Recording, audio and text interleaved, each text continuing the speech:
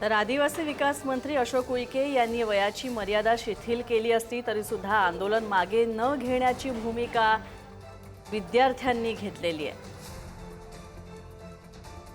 वयाची अट शिथिल करून विद्यार्थ्यांची दिशाभूल करण्याचा प्रयत्न करू नये अशी भूमिका विद्यार्थ्यांनी घेतलेली आहे। आश्रमशाळेमध्ये अशोक उईके यांच्या काळामध्ये झालेल्या मृत्यूला जबाबदार कोण आहे याचं उत्तर द्यायला हवं।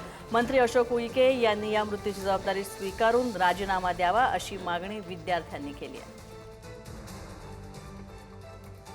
आदिवासी मंत्र्यांनी नुकतंच जाहीर केलेलं आहे, पत्रकार परिषद झाली की जी वयाची अटची जी तुमची मागणी होती ती त्यांनी मान्य केलेली आहे आणि सध्या त्या जीआरला स्थगिती देण्याचं त्यांनी घोषणा केलेली आहे। तुमचं काय म्हणणं आहे? तरी आंदोलनावर तुम्ही असणार? जीआर फक्त जीआर हा म्हणजे जे वयाची अट त्यांनी आम्ही ठेवलेली म्हटलेलं होतं की वयाची अट आम्हाला नकोच आहे, तर वयाची अटपर्यंतच हे मर्यादित मुद्दा नसून आश्रमशाळेच्या आमच्या लहान बहिणींचा सुद्धा याच्यामध्ये मुद्दा आहे। कारण की ज्या मुली मृत्युमुखी पडलेल्या आहे त्यांच्यावर पण अजून काही पॉझिटिव्ह निर्णय त्यांच्याकडून आलेला नाहीये। अजून मागण्या आहेत तुमच्या, म्हणजे तुम्ही आंदोलनावर ठाम असणार? आम्ही आंदोलनावर ठाम असणार, कारण की अजून प्रत्येक खूप काही अशा मागण्या आहे आमच्या, ते अजूनपर्यंत पूर्ण झालेल्या नाहीये। काय सांगशील? तुम्ही आंदोलन सुरूच ठेवणार?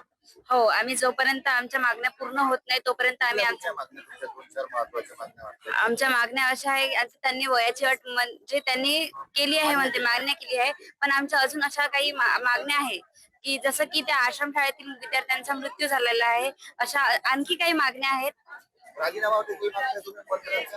त्यांनी आमच्या मागण्या पूर्ण केल्या नाहीत तर मग आम्हाला तसंच म्हणावं लागेल ना की त्यांनी राजीनामा द्यावा। तर या विद्यार्थिनी आहेत, या रात्रभरापासून इथे आंदोलनावर बसलेल्या आहेत आणि आताही आंदोलन सुरू आहे। दुपारची वेळ आहे। विद्यार्थ्यांनी एकदा मंत्र्यांनी जे आदिवासी मंत्र्यांनी त्यांच्या मागण्या पूर्ण केलेल्या आहेत, मात्र इतरही मागण्या जोपर्यंत पूर्ण होत नाही तोपर्यंत हे जे विद्यार्थी आहेत हे आंदोलनावर अजूनही ठाम आहेत। जितेंद्र शिंगाडे, पुढारी न्यूज, नागपूर।